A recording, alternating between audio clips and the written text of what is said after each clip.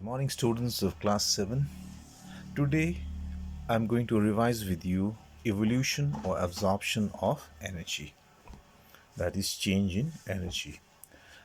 What do you understand by change in energy?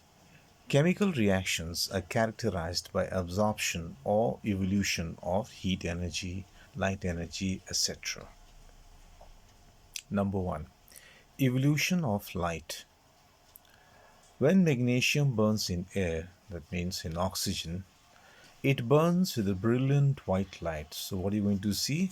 When magnesium burns in air, it produces dazzling white light. Look at the reaction. Magnesium reacts with oxygen to give you magnesium oxide.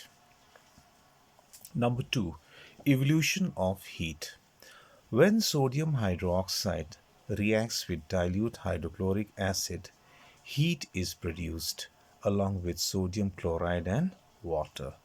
Now, sodium hydroxide is a base. Hydrochloric acid, base reacts with an acid to give you salt, water, along with heat energy.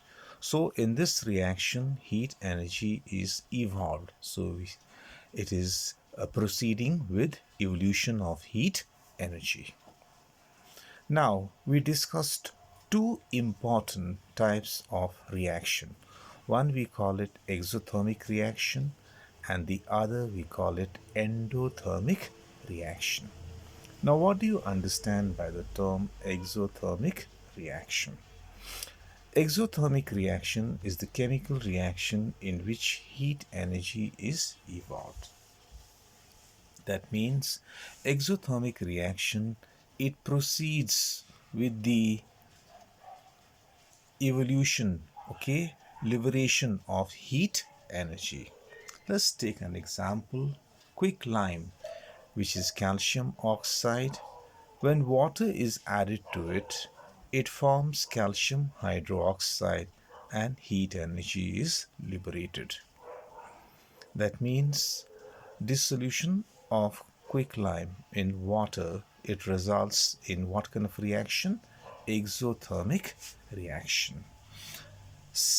The next example is carbon. When it burns in air or oxygen, it gives you carbon dioxide, then heat energy is liberated. Similarly, methane gas, when you burn in excess of air or oxygen, it gives carbon dioxide gas, water vapor, and heat energy. Now, exothermic reaction, it causes a rise in temperature because heat energy is being liberated during the reaction. Now let us discuss endothermic reaction. Endothermic reaction is a chemical reaction which proceeds with the absorption of heat energy. It causes a fall in temperature. So, endothermic reaction is a chemical reaction in which heat energy is absorbed.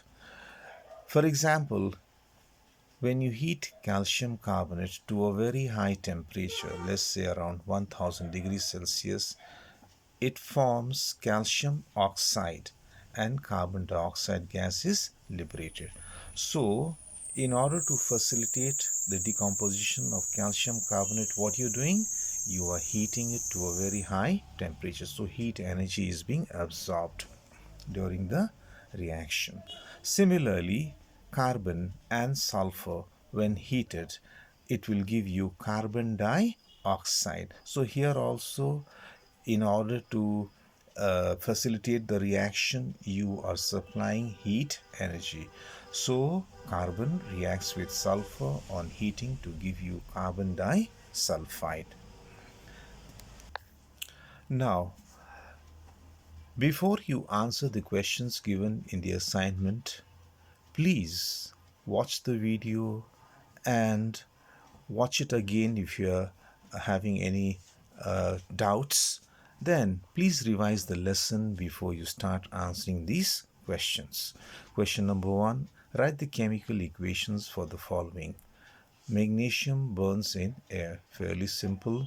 Number 2, sodium hydroxide is added to dilute hydrochloric acid. We discussed this just now. Question number 2, distinguish between an exothermic reaction and an endothermic reaction. Fairly simple.